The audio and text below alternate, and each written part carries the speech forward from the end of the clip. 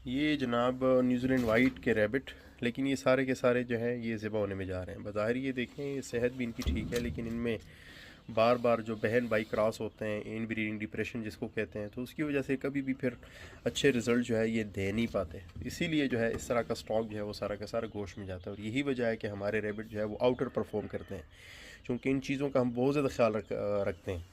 यानी कभी भी ये नहीं होता कि बस कोई भी रैबिट उठा के आप किसी को ना पैदावार के लिए दे दें, कभी भी वो अच्छे रिज़ल्ट दे ही नहीं सकते। और जब आपके कस्टमर के पास अच्छे रिज़ल्ट नहीं आएंगे तो कभी भी आपके चीज़ की तारीफ़ नहीं हो सकती, उसके अच्छे रिज़ल्ट नहीं आ सकते।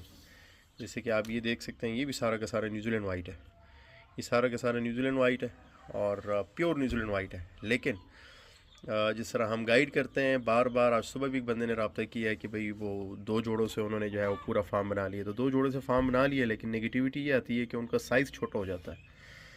तो साइज़ छोटा हो जाता है और जो ओवरऑल ग्रोथ होती है ना वो थोड़ी सी कम हो जाती है। तो उससे बचने के लिए इंतहाई ज़रूरी है कि मुख्तलिफ ब्लड लाइन को आपस में जो है वो क्रॉस करवाया जाए। जैसे कि एक ही न्यूजीलैंड वाइट के हमने 4 मुख्तलिफ ब्लड लाइन जो है वो पाकिस्तान में इंश्योर करवाए हुए हैं। तो बहरहाल इस तरीके से जो है यानी इसको तल्फ़ किया जाता है, इसको ख़त्म किया जाता है कि आगे जो है किसी दूसरे फार्म की तरफ ये ना जाए। अब इसमें से मेरा ख़्याल 1-2 मादाएँ भी हैं और बाकी ये नर दा उचत का